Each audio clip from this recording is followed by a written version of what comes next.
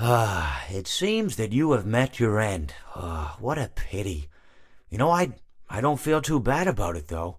After all, if it weren't me, it would have just been one of the others, I guess. I'm honestly just glad to be out of those air ducts. It's not easy for a hippopotamus to fit up there, and not easy to get down either, and not as young as I used to be, as you can see. I used to be able to do all the sorts of things. You're young, you're vibrant, you have that sort of pep in your step. It reminds me of a conversation I was having with one of my good friends, Orville. We were having a nice picnic one day.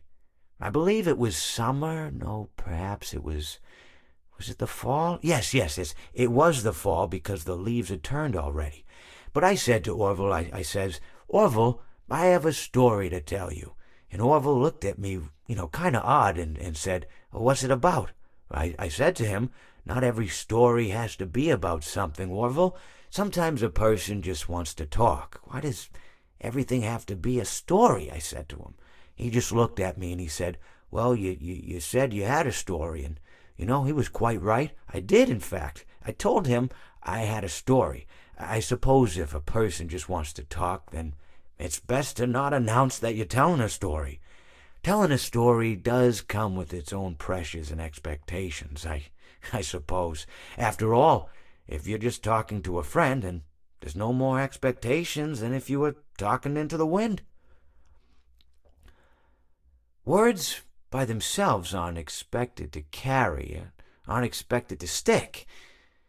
But if you announce you're telling a story, well then, there'd better be a point to it all, No one wants to sit and listen to someone ramble on and on and on with absolutely no end in sight.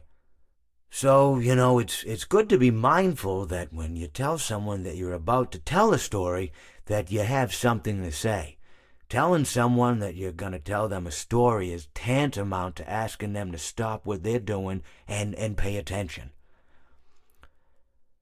You're basically saying, hey, buddy, stop everything. Stop what you're thinking. I have a solution to everything. And, well, I didn't really have any story to tell. In hindsight, I probably just misspoke when I said that I had a story.